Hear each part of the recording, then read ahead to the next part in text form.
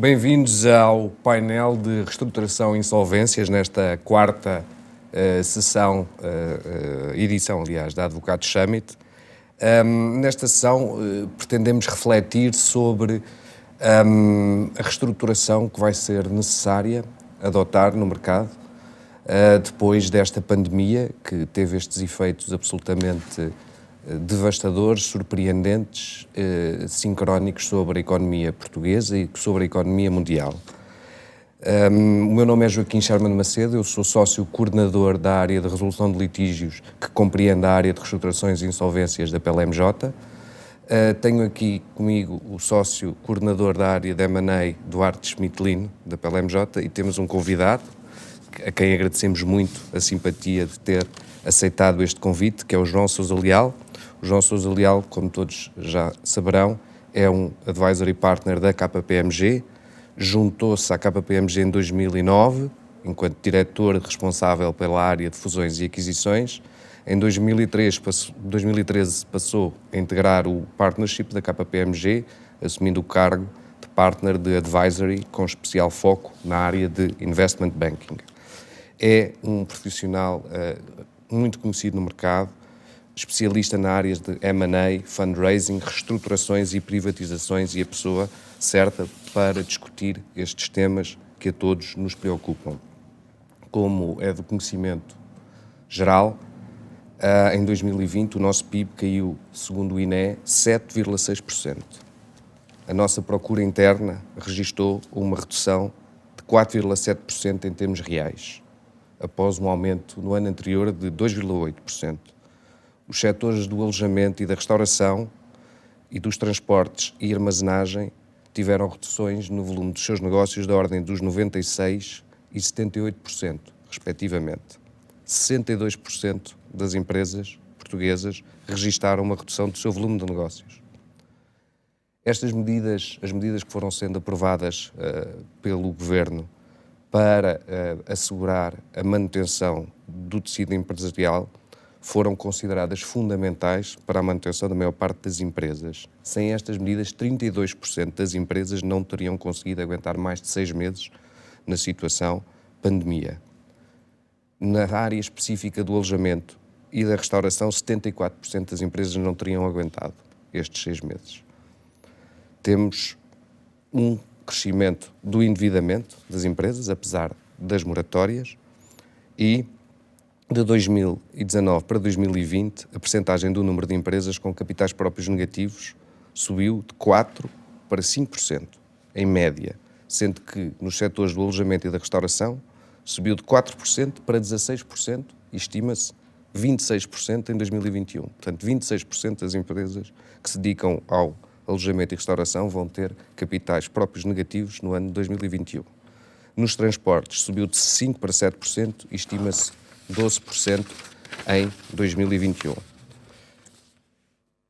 As quedas das exportações e das importações no ano de 2019 a 2020 foram de 58% e 46%, respectivamente.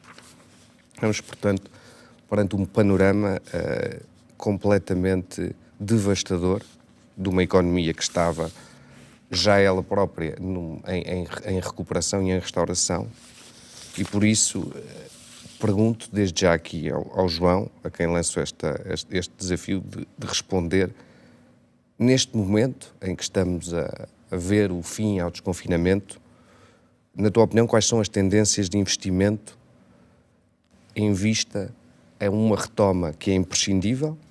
Quais serão os principais players no mercado para aportar esse investimento às empresas? Se antevês que há ou não um crescimento do M&A puro ou um crescimento também do M&A de stress ou do M&A das empresas em dificuldades financeiras. Como é que tu estás a ver a situação atualmente? Bom, em primeiro lugar, obrigado Joaquim e Eduardo pelo convite. É um prazer estar aqui hoje convosco. Relativamente às várias questões e ao panorama que descreveste, que é basicamente o impacto que nós tivemos com esta pandemia, que eu diria é uma crise nunca foi vista neste século e por isso estamos num momento em que é difícil fazer grandes prognósticos, mas o que vemos há um conjunto de políticas que estão a ser acionadas pelos governos que poderão dar suporte a uma retoma rápida, e isso é importante. Em termos de, e começando pelo M&A, em termos de mercado de M&A, o que nós vimos com a pandemia no início foi realmente um impacto negativo e uma redução das transações a nível global e em Portugal, mas vimos rapidamente os investidores a assumirem que a crise podia ser mais conjuntural, com grande impacto, e vimos um conjunto de investidores internacionais de vários perfis a investir em Portugal, e aqui focando em Portugal, mas em todo o mundo, com o mercado de M&A bastante ativo, com reduções em Portugal ao nível do volume de deals, mas não muito acentuadas, mas com valores de transação, porque tivemos grandes transações muito elevados. E continuamos a ver no início de 2021 o mesmo dinamismo. Neste panorama, e tu descreveste aí os setores mais impactados pela crise, foram quase todos, mas há uns que sofreram muito impacto. O que nós vemos é que, devido à grande alavancagem do tecido empresarial português, é que provavelmente os apoios públicos nós vamos ter, fruto do PRR e do Portugal 2030 e outros apoios que vamos ter para o futuro, não serão suficientes. E por isso eu prevejo que o mercado de M&A, de distressed assets, tenha aqui uma fase de crescimento que nunca ouvimos em Portugal, realmente. Eu acho que por várias circunstâncias, porque a banca não estava preparada para fazer esse processo e tinha que gerir também os seus balanços, porque havia resistências culturais históricas ao processo de entrada de investidores internacionais e outros com estruturas de capitalização dos negócios, mas que exigiam uma partilha, vou pôr as coisas assim, uma partilha maior da rentabilidade futura desses negócios em caso de recuperação. E acho que podemos ter aqui um momento de viragem. Acho que as crises têm este impacto muito negativo, e esta tem este impacto muito negativo na economia, mas depois podemos também tirar, e acho que temos que ver sempre numa perspectiva positiva, alguns benefícios desta crise. Acho que há várias mudanças que se podem fazer na economia portuguesa que podem ter um impacto positivo para as próximas décadas. E uma é a regeneração da nossa economia e, de uma vez por todas, mudarmos uma cultura de endividamento crónico das nossas empresas para uma cultura em que temos que dar mais privilégio ao capital, temos que atrair capital estrangeiro, por isso temos que nos tornar mais dinâmicos e tem que sobreviver as boas empresas, os bons negócios, e as outras provavelmente vão desaparecendo no tempo, mas permitem que a economia se regenere mais rapidamente e tenha um crescimento mais suportado e mais sustentado e seja mais competitiva. Deixa-me, se calhar, pegando no que tu acabaste de dizer, que é a necessidade de criar opções de capital e de financiamento, no fundo, com virtude, ou investir em virtude, em empresas que têm recuperação. Dando mais uns dados, fazia uma pergunta ao Duarte, que era a seguinte. Nós temos, para além de as medidas que foram necessárias e imprescindíveis para que se conseguisse manter o tecido empresarial ainda vivo durante esta situação, vá lá, de submersão que nós tivemos desde março de 2020, foram essencialmente moratórias, as moratórias bancárias e os layoffs foram talvez as medidas mais significativas para as empresas. Em setembro de 2020, 31% do montante total de todos os empréstimos bancários concedidos beneficiavam de moratória, sendo que, mais uma vez, no alojamento e restauração, tínhamos 55% dos empréstimos sob moratória. Estão aproximadamente, atualmente, 47,7 bilhões de financiamentos em moratória, metade dos quais são financiamentos em empresas. Existe, todos nós sabemos, um plano, o PRR, o Plano de Resiliência, que foi apresentado pelo Governo em Bruxelas para, no fundo, poder partilhar da bazuca europeia e dos 16,6 mil milhões que estão reservados a Portugal para ajudar nesta altura de crise. Existem outros programas, o Portugal 2030, que também servem para esse apoio.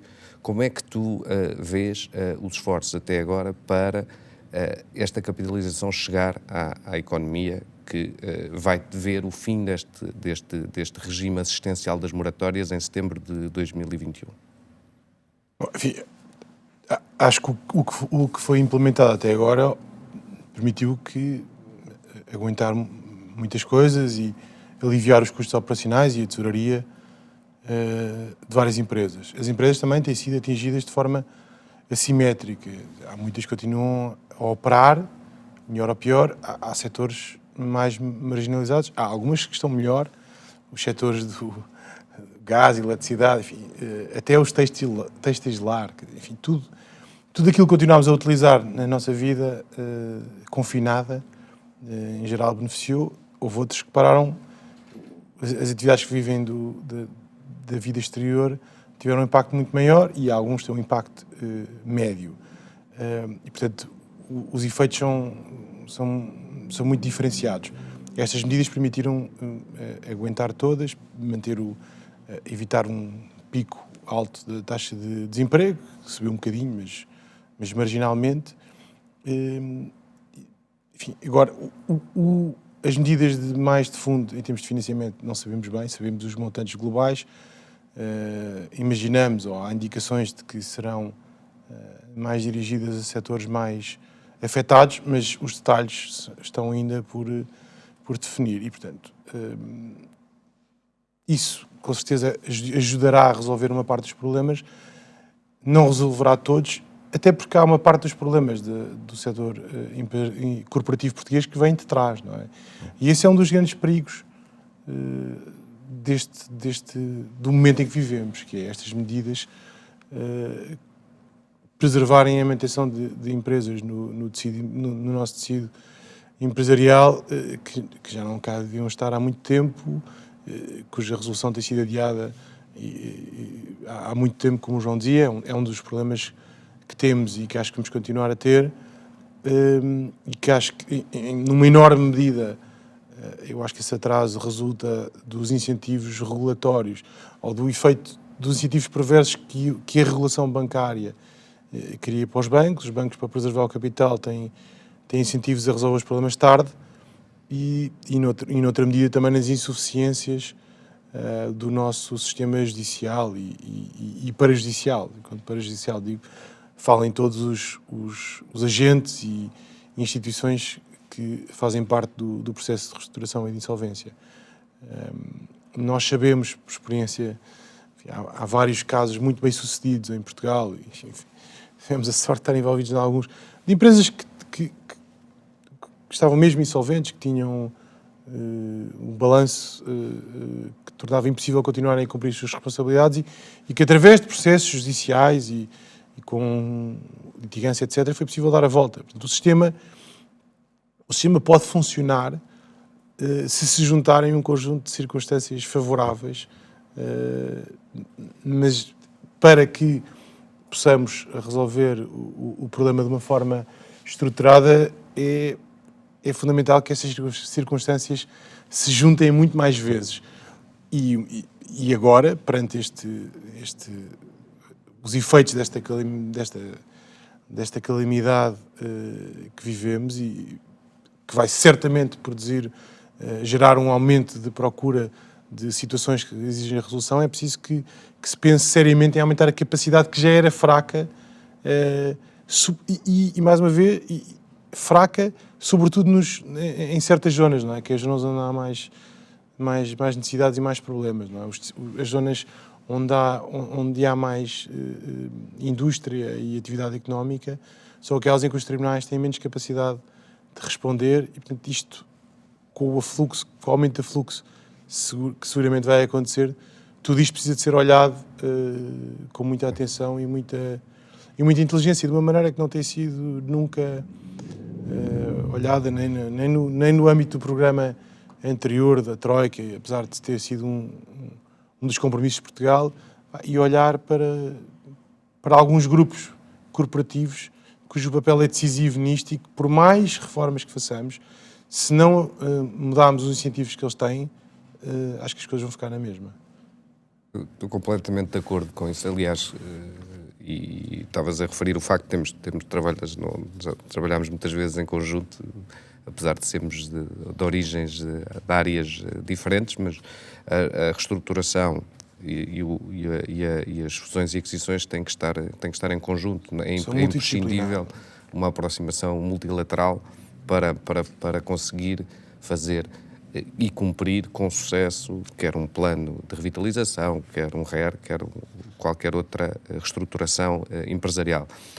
Mas há aqui pontos com os quais estou completamente de acordo, quer dizer, nós efetivamente continuamos, se calhar, com uma estrutura que é pouco suficiente ou que não está habilitada a encarar este possível, não sei se vendaval é talvez a palavra um bocado exagerada, mas este recurso intensivo a estes mecanismos de recuperação judiciais ou extrajudiciais que vai ocorrer com o fim das moratórias, ou seja, é expectável que estas empresas não venham a produzir liquidez em excesso para vir a honrar os seus compromissos a partir do momento em que eles se tornarem exigíveis, não é?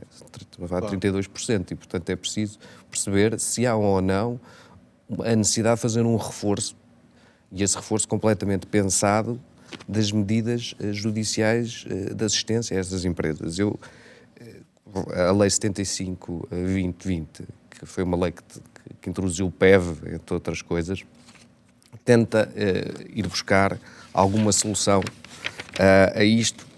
Nós temos os números dos processos de insolvência que entraram de 2020, de 2019 para 2020, houve uma diminuição de 11 mil para 9 mil, portanto, as medidas da moratória e do layoff paralisaram, basicamente, as insolvências, portanto, mesmo aquelas empresas que vão insolver definitivamente estão paralisadas. Existiu, obviamente, também uma suspensão do dever da obrigação dos administradores se apresentarem à insolvência. Mas não do direito de requerer? Não do direito de requerer, isso não, quer dizer, portanto, têm sido provavelmente os credores os grandes dinamizadores destes números, destes 9 mil, porque não há incentivo da parte das administrações, a não ser quando a questão está completamente já, eu diria... Embora, na verdade, nunca tenha havido...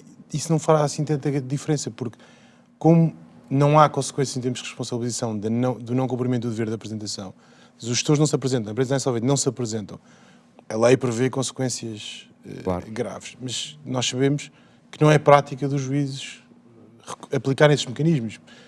Enfim, começa-se a ver agora um pequeno movimento, mas portanto, isso é um dos aspectos que é preciso... Existe uma cultura de alguma leniência relativamente às violações, que muitas vezes são violações gravíssimas dos deveres de diligência e de prudência dos gestores, isso é claro, ou seja, existe alguma tentação que penso que é justificada talvez por uma emoção humana que é, pronto, já perdeu a empresa, já não sei o quê, porque é que há de também ser responsabilizado pelas dívidas, porque é uma das consequências de uma insolvência culposa, é o administrador ser responsabilizado solidariamente pelas dívidas da empresa insolvente, não é? Portanto, obviamente que eu acho que existe isso, mas portanto, não só essa cultura de não responsabilização existe, ou de uma responsabilização leve existe, como também, se formos ver o que entrou novo para tentar resolver a crise, se formos ver, por exemplo, o PEV desde que entrou, Lei 75 de 2020, há 3 PEVs, houve 3 PEVs. O PEV é um plano de recuperação especial para empresas atingidas pelo Covid-19, que foi criado sendo um instrumento de recurso, e até este momento temos 3 PEVs entrados. Temos um aumento marginal do RER, que é aquele regime extrajudicial. 25 processos aumentou para 35. Mostra a irrelevância destas medidas. Um número absoluto ridículo. Portanto, é preciso descobrir onde é que estas medidas estão a falhar. E os PERs, que é uma medida relativamente bem sucedida, mesmo assim, houve uma diminuição de 478 para 389, 2019 para 2020. Portanto, as medidas não estão a funcionar. O envelope financeiro da União Europeia depende da observação e do cumprimento por Portugal das chamadas country recommendations que Bruxelas imita a Portugal, e uma delas é a eficiência dos tribunais. Um aumento. E por isso é que o PRR fala nas alterações que têm de ser levadas a cabo na lei da insolvência. Portanto, e uma delas, esta pergunta é interessante para o João, uma das alterações que é falada no PRR, no capítulo 18, que é aquele que nos trata aqui da justiça económica, é a possibilidade de alterar o código de insolvência e uma das alterações, eu diria, é logo a segunda que vem aqui elencada no documento do PRR, é a redução das restrições ao exercício das profissões altamente regulamentadas em conformidade com a RP4, permitindo o acesso mais facilitado ao exercício de funções de administrador de insolvência. Ou seja, o Governo, e eu penso que todos nós partilhamos essa opinião, mas já agora digam o que acham, não é? Mas o Governo entende que o quadro restritivo de acesso à profissão de administrador de insolvência, acho que o último concurso foi aberto em 2016 ou 2017, é um óbice ao desenvolvimento dos processos insolvenciais e pré-insolvenciais e às recuperações dos devedores. Sem dúvida. Eu sei que a KPMG tem, noutras jurisdições, muita experiência de funcionar como administradora de insolvência ou administradora judicial provisória em processo de recuperação.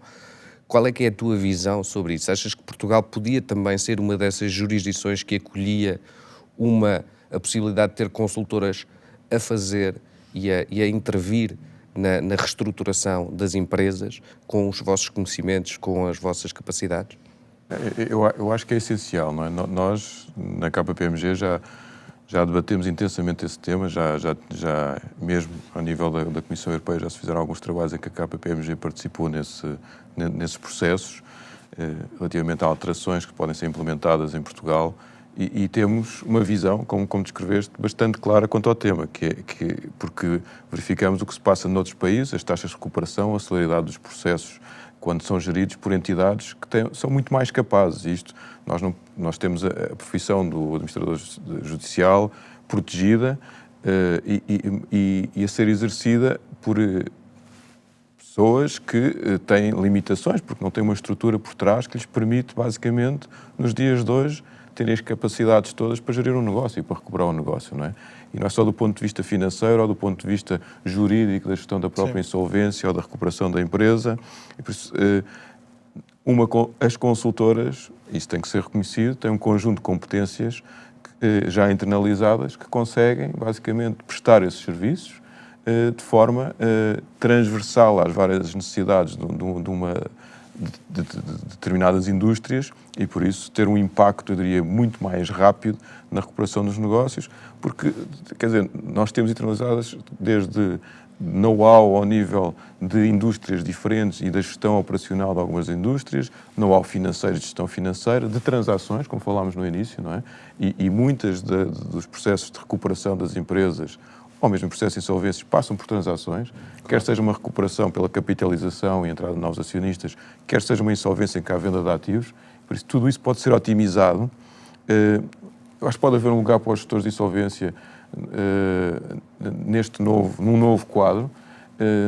Nós temos figuras diferentes. Em Espanha, por exemplo, as consultoras não são gestores de insolvência, mas têm um papel na gestão da insolvência desde o início e que é proposta pelos próprios criadores, e por isso têm um papel na administração do negócio. No Reino Unido somos gestores de insolvência, por exemplo, e as taxas de recuperação, tanto quanto eu sei, são bastante melhores do que em Portugal, e os processos são mais rápidos. Por isso, eu acho que é um dos pontos críticos, é alterar a nossa legislação para haver uma maior abertura e profissionalizar mais o processo de insolvência e de recuperação de empresas. Há muitos outros problemas, não é? Acho que o Duarte tocou em vários, tu também foste tocando em vários, mas acho que este já seria um avanço e um passo gigante. Duarte, na tua experiência, houve algum processo de reestruturação em que tu participaste que não levou à necessidade de um credor interessado na recuperação do devedor ou de um financiador interessado em investir no devedor que tivesse que recorrer a uma consultora para montar o plano de recuperação? Portanto, isto, no fundo, já é uma necessidade que está presente. Não?